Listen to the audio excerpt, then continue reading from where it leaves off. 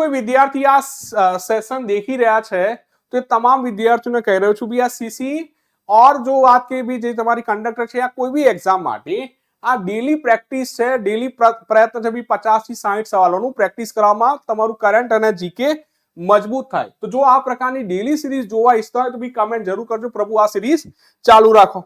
Done છે ને? ખૂબ જ ઓછા સમયમાં આ ચર્ચા બનશે, એવું એક બી તમારો સમય વધુ લેવામાં આવશે.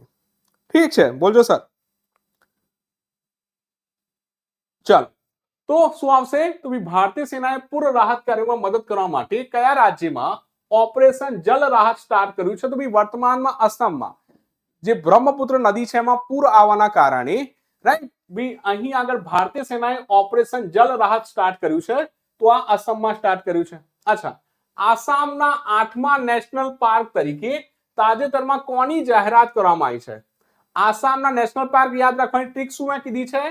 સેશન દેખી લેજો, સેશનમાં આખી ટ્રીક એક્સપ્લેન કરી છે. મોંક સરદર્દ, રાઈટ, માનસ, ઓરંગ, નામેરી, કાજીરંગા. દેન જો વાત કરીશું શીખના જલાઉ નેશનલ પાર્ક, દેહિંગ પટકાઈ, રાયમોના, રાઈટ, અને દિબ્રુ સિખોવા. તો ભી આસામમાં ટોટલ 8 નેશનલ પાર્ક છે.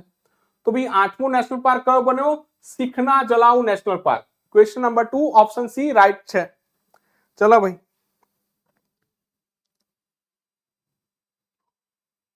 હાલો. ચાલો, ભારતનો સૌથી લાંબો નદી પુલ ભૂપેન હજારિકા પુલ ઢોલિયા સદિયા કઈ નદી પર બાંધવામાં આવ્યો છે? ભૂપેન હજારિકા પુલ. ભાઈ આ એક્ઝામમાં જીકે માં ઘણી વખત પૂછી લે છે. યસ, ચલો બી લાઈક કરતા જજો. ચલો, તો આ શેમાં આવશે? લોહિત નદી પર. યાદ રાખજો, સવાલ નંબર 3 જવાબ બી રાઈટ છે. બી તમે જવાબ સવાલ સાથે જવાબ લખજો. આડેધર જે બી કમેન્ટ કરી રહ્યા છે, રાઈટ, જે બી વિડીયો દેખી રહ્યા છે, તો સવાલ લખો ને એનો જવાબ લખો. મને સવાલ અને એનો ઓપ્શનનો જવાબ. તાજેતરમાં ચર્ચામાં રહેલા બ્રેક થ્રુ પ્રાઇઝ 2026 જેને વિજ્ઞાનનો ઓસ્કર કહેવામાં આવે છે, જે પણ અસમથી જીતે છે, તો આ કયા ભારતીયને એનાયત કરવામાં આવે છે? ડોક્ટર અતનુનાથ, ડોક્ટર કે શિવન, ડોક્ટર સમીર વી કામત ને ડોક્ટર રઘુરામ રાજન. તો કોણ જીતે છે? તો ડોક્ટર અતનુનાથ જીતે છે.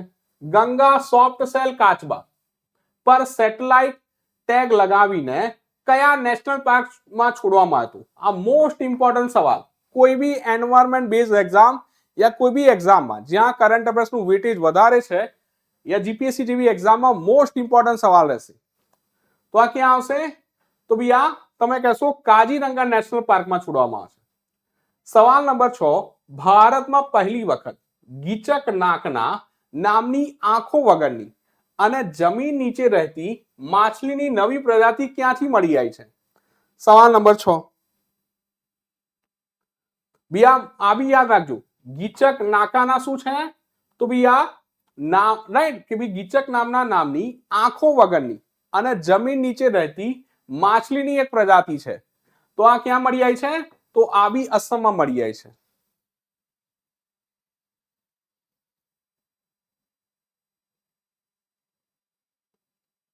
ચલો ભાઈ, સવાલ નંબર 6.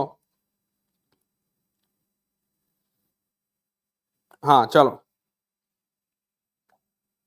તાજેતરમાં કેરળના સ્પેસ સ્ટાર્ટઅપ હેક્સ 20 દ્વારા કયો બીજો સેટેલાઇટ સફળતાપૂર્વક લોન્ચ કરવામાં આવ્યો? તો કયો લોન્ચ કરવામાં આવ્યો? નીલા, કોયો, લીપ 1 યા દ્રષ્ટિ? તો કયો લોન્ચ કર્યો છે? કોયો લોન્ચ કર્યો છે. પહેલો પૂછી લે તો ભઈ જે કેરળનો સ્પેસ સ્ટાર્ટઅપ છે હેક્સ 20 નો પહેલો છે નીલા, આ ફર્સ્ટ છે, ને આ સેકન્ડ વર્તમાનમાં સ્પેસએક્સ ના માધ્યમથી લોન્ચ કરવામાં આવ્યો. કોયો સેટેલાઇટને કયા મિશન હેઠળ લોન્ચ કરવામાં આવ્યો?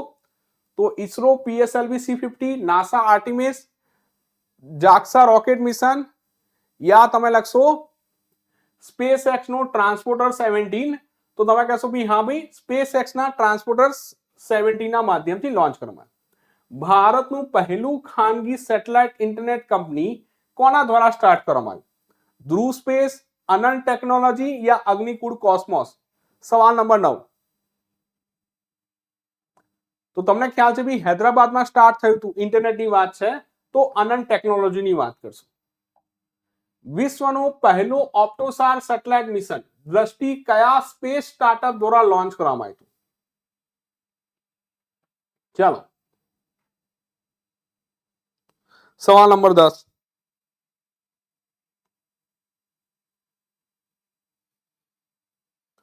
તો 10 માં શું લખશો? ગેલેક્સી સ્ટાર્ટઅપ દ્વારા સૂર્ય તરફથી આવતા ખતરનાક સૌર તોફાનો પર નજર રાખવા માટે સોલર 1 નામનો નવો સેટેલાઇટ કોને સ્ટાર્ટ કર્યો? રશિયા, ચાઇના, અમેરિકા યા જાપાન? તો કોને સ્ટાર્ટ કર્યો? તો અમેરિકાએ સોલર 1.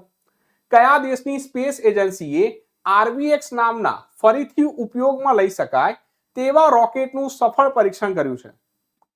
તો બી કોને? દક્ષિણ કોરિયા, જાપાન, ફ્રાન્સ યા ઇઝરાયલ? તો કોને સ્ટાર્ટ કર્યું, કોને યુઝ કર્યું છે અભી હાલમાં? આરવીએક્સ જાપાન. દુનિયામાં સૌથી પહેલા કોને સ્ટાર્ટ કર્યું હતું કે ભાઈ રોકેટનો ફરીથી ઉપયોગ કરી શકાય? તો યાદ કરજો સ્પેસએક્સ. ઠીક છે ને, જે એલન મસ્કની કંપની છે. એશિયન અંડર 23 એથ્લેટિક ચેમ્પિયનશિપ 2026 ક્યાં યોજાઈ? નવી દિલ્હી, ટોક્યો, ઓર્ડોસ યા બેંકોક? તો એશિયન અંડર 23 એથ્લેટિક ચેમ્પિયનશિપ ક્યાં યોજાઈ હતી? ઓર્ડોસ, ચીન ખાતે. અચ્છા, એશિયન અંડર 23 એથ્લેટિક ચેમ્પિયનશિપ 2026 ની મેડલ ટેલીમાં કયો દેશ પહેલા સ્થાને રહ્યો? તો ભાઈ જે દેશમાં યોજાયો એ જ ટોપ પર રહ્યો, ચીન. એશિયન અંડર 23 એથ્લેટિક ચેમ્પિયનશિપ 2026 માં ભારત કયા સ્થાને રહ્યું? ભાઈ ભારત 3 ગોલ્ડ મેડલ સાથે ચોથા સ્થાને રહ્યું. એશિયન અંડર 23 એથ્લેટિક ચેમ્પિયનશિપ 2026 માં ભારત માટે પુરુષોની ભાલા ફેંક ઇવેન્ટમાં કોણ ગોલ્ડ મેડલ જીતે છે? ચાલો 16 નંબરનો સવાલ.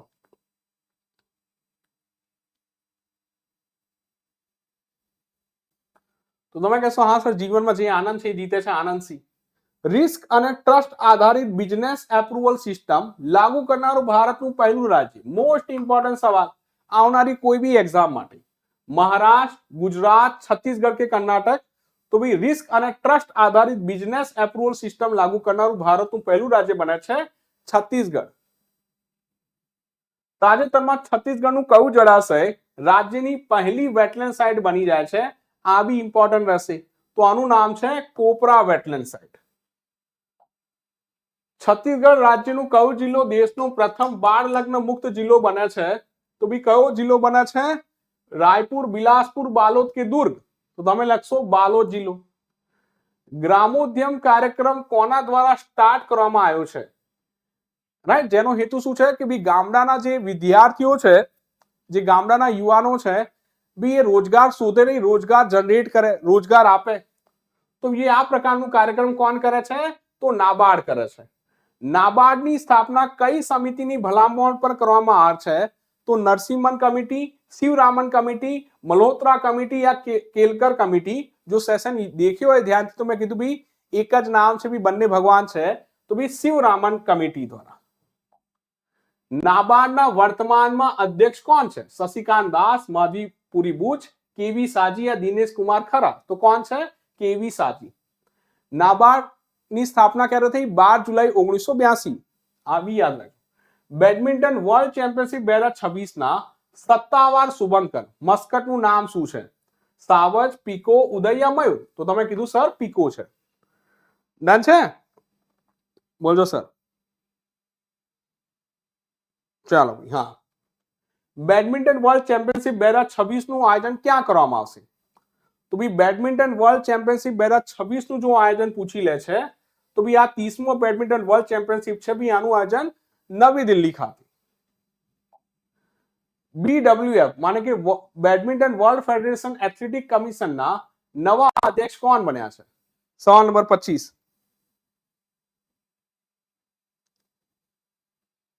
તો તમે લખ્યું ભાઈ પીવી સિંધુ. તાજેતરમાં ડેનમાર્કમાં રમાયેલા થોમસ કપ કયો દેશે જીતે છે? ચલો, તો તમે લખ્યું ભાઈ કોણ જીતે છે? ચીન જીતે છે.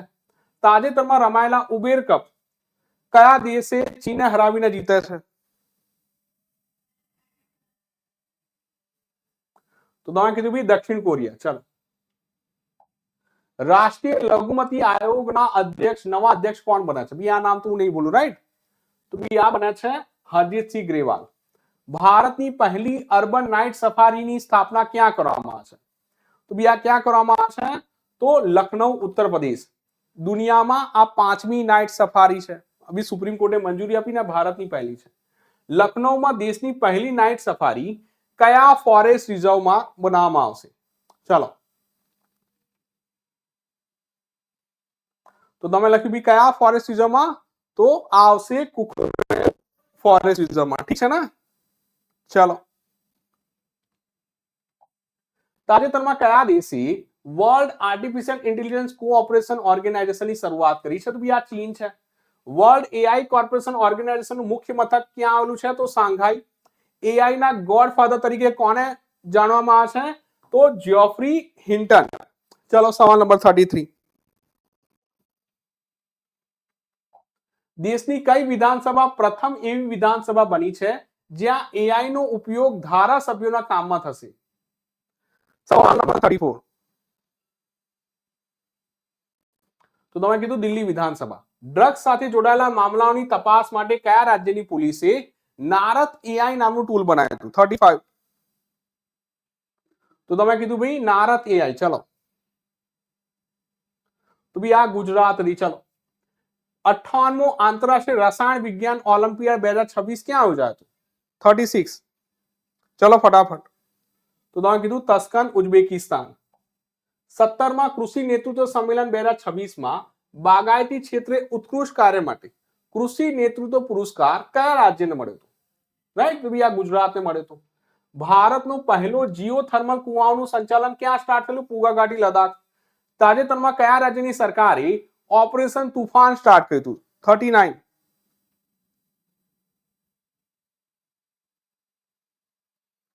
તો તમે કીધું ભાઈ ઓપરેશન તુફાન કેરળ. ત્રીજી ભારતીય યુરોપિયન સંઘ વેપાર અને ટેકનોલોજી પરિષદની મંત્રી સ્તરીય બેઠક ક્યાં યોજાઈ હતી? 40 નંબરનો સવાલ. ચલો, તો બ્રસેલ્સ, બેલ્જિયમ. રાઈટ. ભારતે 2028-29 માટે સંયુક્ત રાષ્ટ્ર પરિષદના અસ્થાયી સભ્ય પદ માટે કયું અભિયાન સ્ટાર્ટ કર્યું? શાંતિ. પિચ બ્લેક યુદ્ધ અભ્યાસ કયા દેશની યજમાનીમાં શરૂ થયો જેમાં ભારત બી પાર્ટ લીધો હતો? તો ઓસ્ટ્રેલિયા. આંતરરાષ્ટ્રીય ચંદ્ર દિવસ ક્યારે મનાવવામાં આવે છે? 20 જુલાઈ. ભારતની પહેલી LNG diesel dual fuel electric train ક્યાં સ્ટાર્ટ થઈ છે? 44.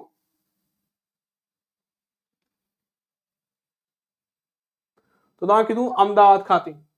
CBDT central board of direct ટેક્સીસના નવા અધ્યક્ષ કોણ બન્યા છે? 45. ચલો, તો રવિ અગ્રવાલ સાહેબ. સંયુક્ત રાષ્ટ્ર મહાસભાના 81મા સત્રના અધ્યક્ષ તરીકે કોની પસંદગી કરવામાં આવી છે? ખલીલ ઉર રહેમાન, બાંગ્લાદેશ. વિશ્વનો સૌથી શક્તિશાળી સુપર કોમ્પ્યુટર કયા દેશનો બન્યો છે જેનું નામ લાઇન સાઇન છે? મોસ્ટ ઇમ્પોર્ટન્ટ સવાલ. 47. તો તમે કીધું બી ચીનનો બન્યો છે.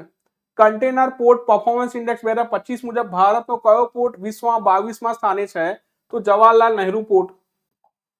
આસામના કયા ક્ષેત્રના વિકાસ માટે મિશન સ્ટેન હજુરી સ્ટાર્ટ થયો છે? તો મુગા રેશમ માટે. આસામનો કયો જિલ્લો બાયોડાયવર્સિટી વિરાસત સ્થળ જાહેર કરવામાં આવ્યો છે જ્યાં જંગલી ચોખા ઉગે છે? આ બી મોસ્ટ ઇમ્પોર્ટન્ટ સવાલ. ચલો, સવાલ નંબર 50.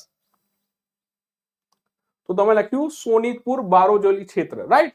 બી આ 50 સવાલ છે. એમ તો 60-70 સવાલ છે, પરંતુ આજે 50 લઈશું. મળીશું નેક્સ્ટ ક્લાસમાં. ઠીક છે ને? ક્યારે મળીશું પ્રભુ નેક્સ્ટ ક્લાસમાં. ત્યાં સુધી વાંચો, તૈયારી કરો અને મોજ કરો. બોલો સર. અચ્છા, એક પોઈન્ટ અહીંથી એક નોંધી લેજો. જે બી લોકો આપણી જે જીપીપી લર્નિંગ યુટ્યુબ ચેનલ છે એને સબસ્ક્રાઇબ કરી લેજો. સાથે સાથે જે જીપીપી એઆઈ વર્લ્ડ છે જ્યાં આગળ એઆઈ ના માધ્યમથી વિડીયોઝ બને છે એને બી સબસ્ક્રાઇબ કરી લેજો. ઠીક છે ને? આ આપણો નંબર છે 6351661781. એના પર મેસેજ કરીને વોટ્સએપ ગ્રુપમાં જોઈન થઈ શકો છો. ને પીડીએફ માટે રાઈટ જે યુટ્યુબ ડિસ્ક્રિપ્શન છે ત્યાં આગળ ટેલિગ્રામની લિંક આપી છે, ત્યાંથી તમે જોઈન થઈ શકો છો. તો મળીશું નેક્સ્ટ ક્લાસમાં. ત્યાં સુધી વાંચો, તૈયારી કરો ને મોજ કરો.